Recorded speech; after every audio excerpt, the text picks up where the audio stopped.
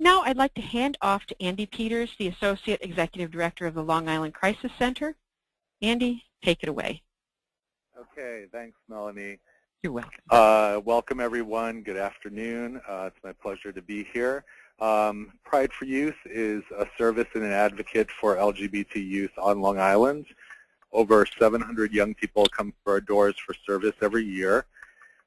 Pride for Youth is a division of Long Island Crisis Center, which operates the region's suicide prevention hotline.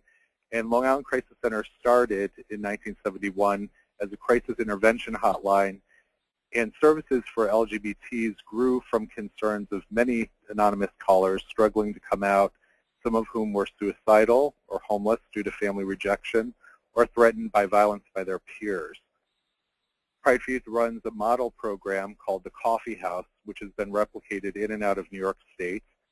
The model is to create a safe social space where teens can gather on a drop-in basis and access needed services and resources. And some of those needed resources and services are counseling, group, peer education focused on sexual health promotion, and empowerment, which is a CDC DEBI for HIV prevention, targeting young gay and bisexual men of color.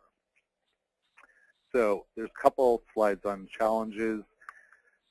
What I wanted to highlight here are some of the unique dynamics and characteristics of the population we're discussing, LGBT youth.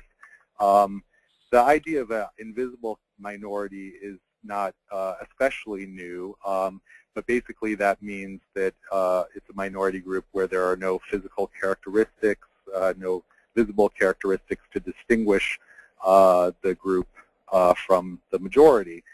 Other types of invisible minorities that we speak about are religious minorities or even certain ethnic groups within a particular community or context. So the dynamics and characteristics are shared by many invisible minorities, and I'll talk about some of the distinctions as well. But one of the issues for being invisible is isolation, such that if you think of a gay teenager walking into a school cafeteria, he doesn't see any other teens who are like himself, can't really know that there's anyone in the school community who is also gay or bisexual or trans, unless those teenagers have chosen to come out themselves. And he or she remains invisible until he or she chooses to come out on their own. Folks who have followed research from back in the day on LGBT youth may be familiar with Hetrick and Martin's schema of LGBT isolation that goes along 3 different dimensions. Cognitive isolation is one piece of it, not having any kind of information about the changes that the young person is going through. Social isolation is another level, which was what I was speaking about with not being able to see other people like yourself. Emotional isolation is another dimension as well, in that there are outlets for talking about a sense of loneliness, shame or guilt that may come up from going through the process of coming out. And another one that I would add that I think is relevant in a lot of places is geographic isolation, being very significant in suburban and rural areas.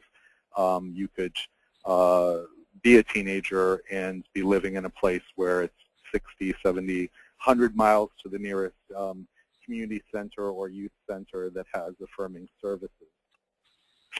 Another piece here is family support, in that LGBT youth do not typically share their minority status with their family of origin. So even in the scenario where parents and siblings are affirming of their child, most often they are non-gay or non-trans themselves, and therefore may lack understanding.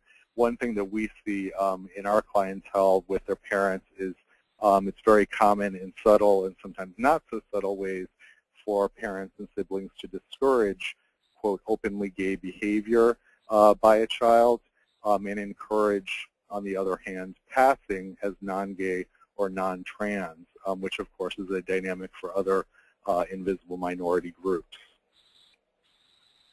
In terms of disparities, just going to talk a little bit about sexual health here. All the other issues detailed here are important as well, but just to emphasize some of the sexual health issues that we are concerned about, particularly if you think about typical sexual health education, the focus is where it exists, because this is a highly contentious issue in a lot of places, sex education for young people.